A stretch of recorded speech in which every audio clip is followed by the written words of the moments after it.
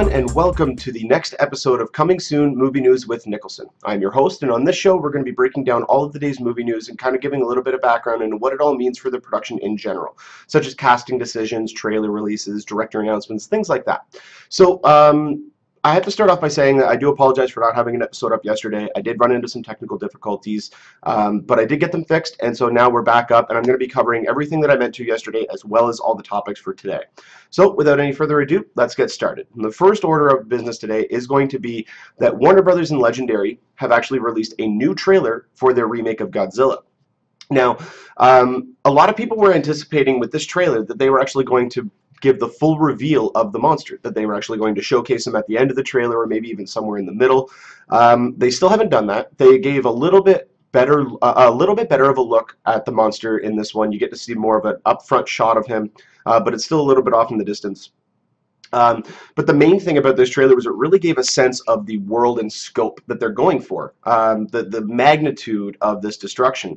Director Gareth Evans has actually come out and stated that they are going for a very 9/11 feel with this movie. So the level of destruction that is coming out of this is going to be relevant to that. That's the level that they're going for. And we get to see snippets of that in this trailer. We really get to see the level of destruction that is happening. You get to see parts of Las Vegas have been destroyed, San Francisco. But the biggest reveal, and you have to look really closely, is they actually do reveal one of the other monsters in the movie. You don't get to see a full reveal, but they show what appears to be a leg or a claw landing on the ground. And it looks to be from some sort of winged creature, and you get to see a little snippet of that as well later on in the trailer. And this is really cool because, for the most part, all the advertising for this movie has showcased that it's going to be similar to the '98 movie, where it's several people, military scientists of the like, that get together to try to fight off this impending doom. And Godzilla is just kind of wandering around destroying things and not really having a sense of what to do, just like the '98 movie. But this one, we are going to get him fighting other monsters, which is really cool. I can't wait to see that with modern effects, especially in considering that Pacific Rim came out last year, and that movie was amazing. I love that movie. I thought it was awesome. Obvious story problems aside, it was just pure entertainment. And that's what I'm hoping that they go for with this, but it looks like they're going for a combination of that and very serious character drama, because you can tell by the first two trailers that have been released that everything is character-based. You see in this trailer Bryan Cranston's character expressing his concern about what's going on and the possible conspiracy to cover it up.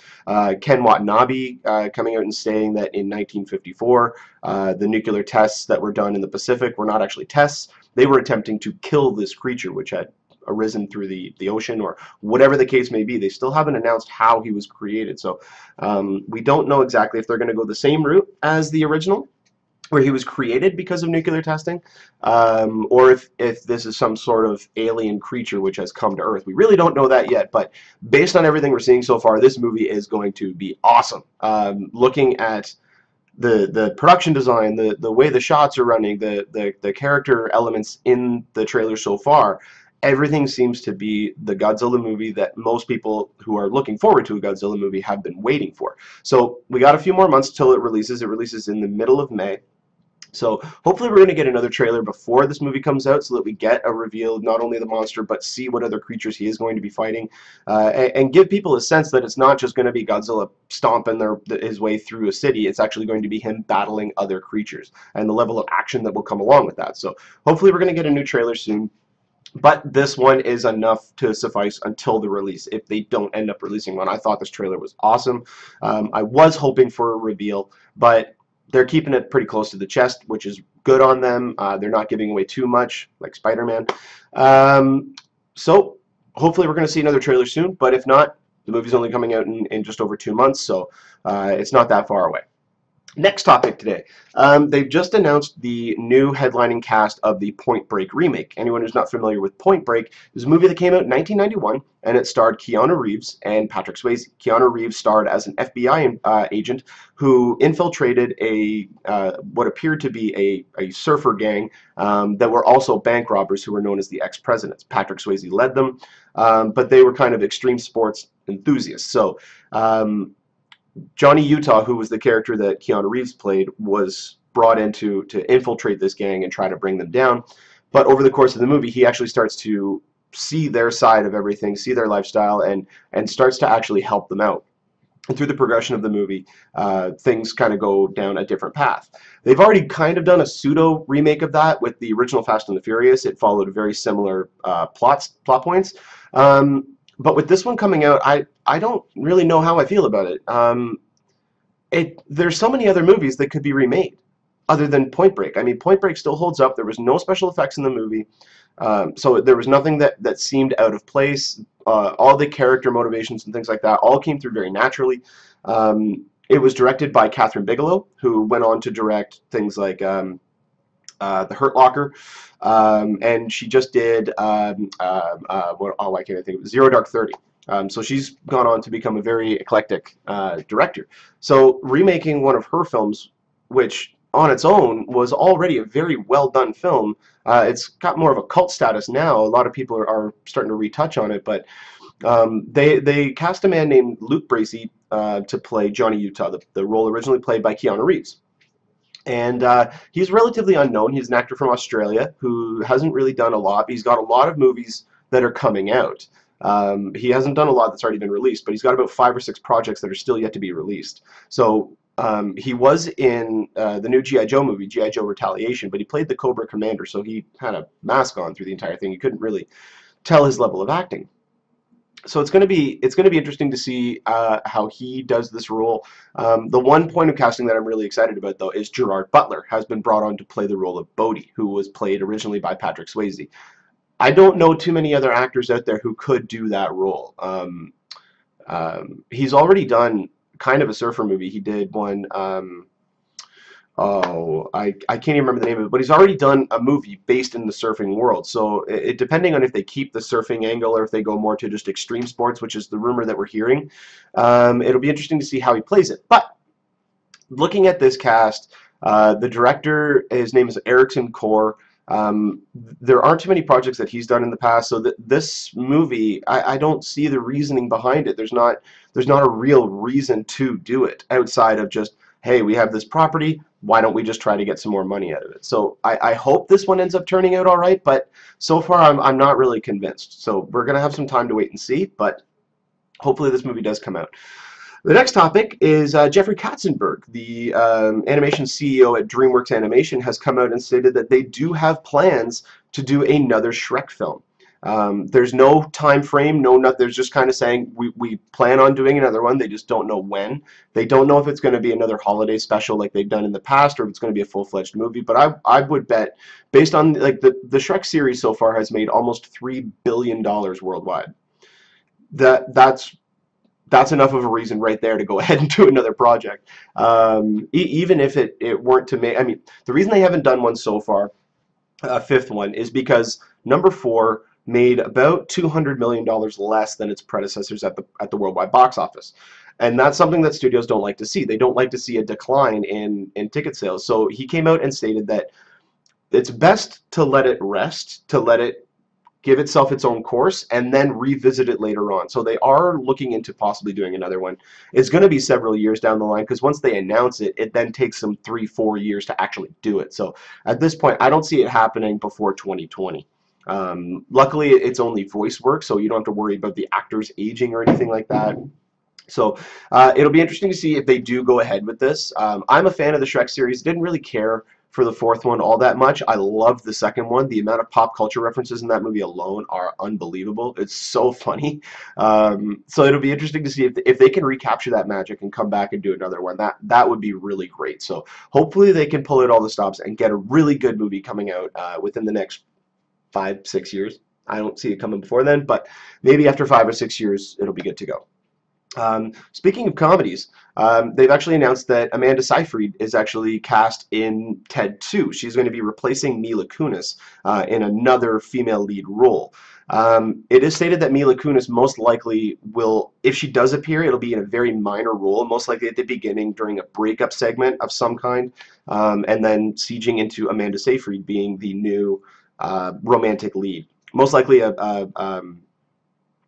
a love triangle of sorts between Mark Wahlberg's character, the Ted character, and Amanda's character. So I'm really looking forward to Ted 2. I thought Ted was hilarious, and seeing the footage we've seen so far from his follow-up movie, A Million Ways to Die in the West, I think Seth MacFarlane is a talent for live action, not only for animation, but for live action as well. He's shown that with Ted he can do a straight-up comedy. With A Million Ways to Die in the West, it's a Western, but it's almost like it's a modern movie set in a Western era. It looks hilarious. If you haven't seen it already, go on YouTube and watch the red band trailer for A Million Ways to Die in the West. You will laugh your ass off. It is so funny. So definitely check that out, and I'm really looking forward to Ted 2. It's scheduled for release next summer, so the summer of 2015, I think June of 2015, part of the powerhouse of whatever the 2015 release form is. There's so many big movies coming out next year, it's incredible. So being able to catch this or having this stand out among the rest is going to be a difficult job, but I think that he's going to be able to do it. I think this is going to be absolutely hilarious, and I'm really interested to see where they go with this story. So it'll be really cool to see. Another tidbit, Mark Webb, the director of The Amazing Spider-Man and the upcoming Amazing Spider-Man 2, has just recently signed on to direct The Amazing Spider-Man 3 to complete his trilogy. So there's going to be, this is very exciting news, there's going to be a cohesive story and look and feel to all three of the movies, very similar to the original Sam Raimi movies, the Christopher Nolan Batman trilogy. They all felt like they were in the same universe because they were all from the same creative team. So he signed on to direct the third one. No word yet on Spider-Man 4. We don't really know what's going on because even Andrew Garfield has come out in the past and stated that he's only signed on for the first three. He's not signed on for number 4 or any of the other spin-off movies that they're planning on doing. So we don't know exactly what's going to happen with number 4. They're going to keep it within the same universe. It's not going to be a reboot or anything like that. They have their own universe that they're trying to expand upon, so they're not going to do a reboot. What they would most likely do is even Kevin Feige, who runs Marvel, has stated about their films. They're going to take a James Bond approach to it, and they're just going to recast the actor. Most likely, maybe tweak a few things, maybe have it set a couple of years later, or anything of that sort. But they're going to keep it the same character. They're not going to reboot. Most likely, that's what Sony's going to do. I would hope to see Andrew Garfield stick around with it. I think he's phenomenal in the role of Peter Parker. Very different from how Tobey Maguire played him. Tobey Maguire played Spider-Man and Peter Parker as the 1960s version of Peter Parker. Oh, gee golly whiz, you know, the nerd of the 60s. And Andrew Garfield played not necessarily a nerd, but he played the outcast, the techie outcast of the modern day. A completely different spin on it, and it was a lot more relatable to a lot more people, because there are a lot of people out there who emotionally are like that. Obviously, they don't have the ability to shoot webs from their wrists or climb up buildings just using their fingertips, but I mean, you obviously know what I'm getting at. But on top of this, not only has he signed on to direct the third one, but they've also, one of the producers came out and announced their plans to have a Spider-Man film or Spider-Man related film released every year after The Amazing Spider-Man 3. Now, we already know of 2 films that are coming out that are going to be set apart from Spider-Man. The first one's going to be Venom, and then the second one is going to be the Sinister Six. Now, I'm assuming the Sinister Six is going to come out after Spider-Man 4. That it only makes sense if in the Spider-Man movies they're building up to the Sinister Six. It makes sense for them to have their standalone movie after the 4th one, because if you look at the second one, The Amazing Spider-Man 2, we have Rhino, Electro, and the Goblin.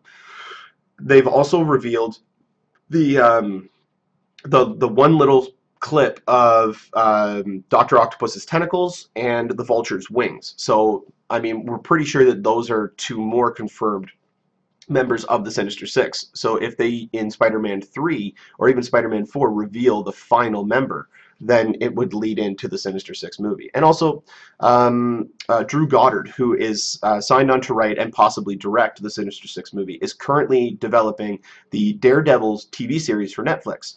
Because Marvel is doing 4 series. They're doing Iron Fist, Luke Cage, Jessica Jones, and Daredevil, all set in Hell's Kitchen in New York City. They're going to be filming all of those series back to back, 60 episodes in total, culminating in, oh, I can't even remember the name of it, but it is kind of like their own Avengers. They're all going to team up in a miniseries. So you have Daredevil, you have Iron Fist, you have um, Nick Cage, and or Luke Cage, sorry, and Daredevil. So or Jessica Jones. So it's going to be really interesting to see how they have their own cohesive universe. They're going to do 13 episodes for each series, and then they're going to have the mini-series event where they combine all of them. So that's going to be really interesting to see where they go with that. But because he's tied up doing Daredevil, it most likely means that Venom is going to be the first of the two movies that's released, because we have Alex Kurtzman and Robert Orci doing the Venom movie, who are right now in charge of writing Amazing Spider-Man 2, Spider-Man 3, and I believe they're going to be involved in Spider-Man 4 as well. So it's going to be interesting to see where they go with that. But the dates right now are looking like Spider-Man 3 is going to be hitting June 10th, 2016. Venom most likely will be the following summer in 2017. Then we have Spider-Man 4 in May of 2018. Then we have most likely the Sinister Six in 2019, followed by most likely Spider-Man 5, or whatever they're going to call it, in 2020. It's still a lot of years away. They can retool this. They can't even add things or completely revamp everything that they've done. It's still too early to tell, but it's really interesting to see how aggressive that these guys are being with these movies. They've already got it planned 6 years away of this franchise of movies. So to have a cohesive universe like that is going to be really cool to see, especially outside of Marvel, when Sony only has one character essentially to work off of and his villains gallery. That'll be really cool to see. I'm looking forward to seeing where they go with this. Really looking forward to May 2nd when Spider-Man 2 comes out. One piece of news that actually came out today, which is really interesting, it looks like we may be having a Social Network reteam of sorts. David Fincher, who directed it, he also directed such films as Seven or Fight Club, and Aaron Sorkin, the writer of Social Network, are reteaming to do a Steve Jobs biopic. Now, I know some of you may say, well, we already had one with Ashton Kutcher. That one was more of an actual biopic. It wasn't, I didn't really like it all that much. I thought it didn't really know what it wanted to be. This one, however, looks very interesting. Aaron Sorkin has come out and stated that this is going to be a very different movie. It's set in 3 separate segments, each being set in real time. They're all about 30 minutes long.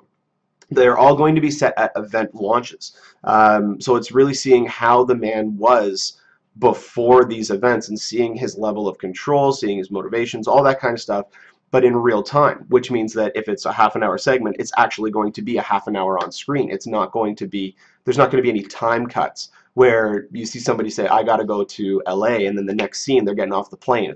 This would mean that they would actually show that whole flight.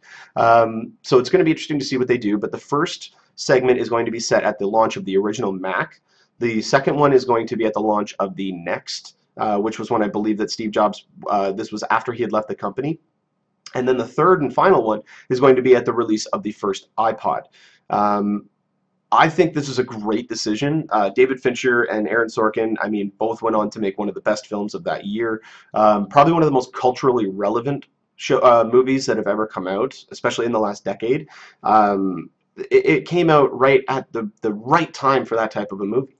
There's no other time that it could have come out and had the same relevance that it did. So them reteaming to do this movie, I think, is a stroke of genius. David Fincher obviously has a lot on his plate. He's just finishing up Gone Girl with Ben Affleck, and that's going to be released, I believe, in October.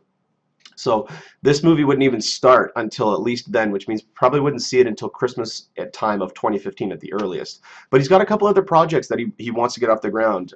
One of them being, if they can do it, The Girl Who Played with Fire. The sequel to The Girl with the Dragon Tattoo. So I'm hoping to see if he can get back on that. But if not, this is a great story for him to try to tackle. I think this would be a great stepping stone for him, and another biopic, but with a Fincher style to it. I think that's just great. I love Social Network. Zodiac is still one of my favorite movies of his, but Social Network is still a phenomenal movie, and them reteaming is never a bad sign. So the next topic that we have to talk about today, Robert Rodriguez and Frank Miller, the guys who did the original Sin City, and Robert Rodriguez has done such movies as the Spy Kids movies, From Dusk Till Dawn, and so on. They just talked about how they've just finished A Dame to Kill For, which is the title of the second Sin City. he got Frank Miller to sit down and watch it. The special effects still aren't done. It's not coming out till August, but he got him to sit down. He watched the movie, and afterwards he turned to Robert Rodriguez, didn't have any notes or complaints or opinions about the movie at all, and he said, all right, now on to part three. So it looks like part three is going to be moving along now. The one hesitation I have with this is they started talking about Sin City 2 almost directly after Sin City opened. And if no one is familiar, I believe the first Sin City came out in 2005. This is now 9 years later. So them talking about doing a third one, I don't know if that means that they are actually going to do it. Knowing Robert Rodriguez, he can shoot a movie in a weekend and release it. I mean, the guy's a magician. I don't know how he does it. But he loves what he's seen so far from part two. Part three is almost a no-brainer, but only if this movie makes money. I believe the first Sin City didn't quite make as much money as the studio was hoping for, so that was one of the problems that affected the sequel, was they were just not willing to move forward as much, just because they didn't think it was going to be a worthy investment. But I guess Frank Miller and Robert Rodriguez worked their magic. They got the studio to be on board. Either that or they self-financed. I can see Rodriguez doing that because he does that with a lot of his projects. I want to see some footage. Show us a damn trailer. We haven't seen anything from A Dame to Kill For. The movie was supposed to come out last year, and it was delayed by a year after they had already filmed it. Show us some footage so that we can get an idea of what this movie's going to look like, so that we can get excited about a third one. And if you show us footage early enough, like, this is one of the problems I think Guardians of the Galaxy's had so far. Granted, they had an amazing trailer they released last week, and they're starting now, but I do think that they should have started with the Super Bowl. Get as many people as possible to view your content, and then start your promotional material after that. They need to get a trailer out there. They need to get some footage, because if not, people aren't going to know that it's coming out. And if they don't know it's coming out, they're not going to go and see it. And if they only see it on home video, the studios don't really care about that kind of money anymore, because it doesn't make as much as it used to. So if you don't see it in theaters, we're not going to see a part three. So hopefully they get it up and running. They get the promotional material coming out. We're getting into March. March is usually the time when they reveal a lot of the trailers for the movies that are coming out in the summer. So maybe we might be able to see a teaser trailer in the next couple of weeks. I am hoping for one, because if not enough people are going to know that this movie's coming out to go out and see it, especially if it looks good. And judging from the first one, this movie is going to be awesome. I loved the first one. It was great. The only thing that they've really changed in this new one is, instead of Clive Owen playing Dwight, they now have Josh Brolin playing Dwight. And apparently there's something in the movie that explains why he looks different. A Dame to Kill For is supposed to be a prequel. The story is set before the original Sin City movie, so you are going to see Bruce Willis pop back up. You are going to see Mickey Rourke pop back up. I need to see some footage. I need to see exactly what kind of storyline they're going with, if they are adhering to the original comic. If not, if they're retooling it and bringing out a new type of story, we need to see some footage. We need to see something from it. So with them actually talking about it and doing an article, this is one of the first things we've heard about the movie in a long time. I'm hoping that we're going to see a trailer soon. And with March coming up, I think that's fairly likely. So, and the last topic of the day, it looks as though Ghostbusters 3 is still moving forward even after the death of Harold Ramis. Now, for those of you who don't know, Harold Ramis, who played Egon in the movie, in the original Ghostbusters, he also went on to write and direct such movies as Groundhog Day. He did Meatballs. He did the first National Lampoon's Vacation. He unfortunately passed away yesterday. And so that a lot of people, after giving it some time, started thinking, well, what does this do about Ghostbusters 3? We've been hearing about Ghostbusters 3 for a couple of years now, and how is this going to affect it? And so the studio came out and they said that it doesn't look as though it's going to affect it as much as some people had assumed. Apparently, the original Ghostbusters were only going to have a cameo in the movie, or maybe a very small role as kind of a handing off the responsibilities to a new team of Ghostbusters.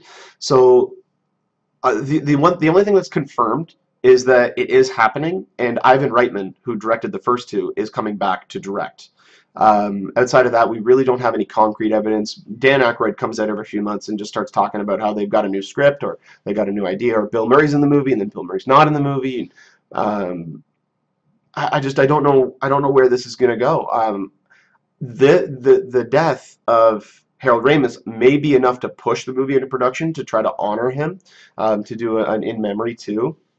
So maybe we'll see some more movement pretty soon on this project. I really don't know, but it'd be interesting to see a new Ghostbusters. I think we're due for one. I think I might rather see a sequel with the original people, even in it only a little bit, rather than a remake. That way you can keep it in the same world. They've already got the established mythology, so you have a lot to draw from as opposed to trying to recreate everything. So we're hopefully going to hear some more information about this soon. Obviously, they're giving it some time due to the severity of everything with Harold Ramis's untimely passing. But if Ghostbusters 3 does move forward, that'd be really interesting because it's now, well, this year will be 30 years, I believe. This is the 30th anniversary because it came out in '84. And then the sequel came out in '89. So if they can get this movie out before '89 or before 2019, then we're going to have the movie within the 30-year gap between the first two. So that'll be kind of interesting. Well, that'll do it all for me today. This has been the latest episode of Coming Soon Movie News with Nicholson. You guys can follow me on Twitter at Nicholson, Niklsun, or you can click the subscribe button down here at the bottom of the screen and get updates on whenever I post a new show. I will be putting up another show around this time tomorrow, most likely to be around 4 or 5, maybe a little bit later, but should be around that time. But make sure that you follow me on Twitter to get all of the updates on movie news when it does come out, because I do post it when it comes out. I also will post when the new videos go up, and make sure you click on the subscribe button so you can get updates on all the new episodes. So without any further ado, this has been Nicholson. You guys have been great. Take care.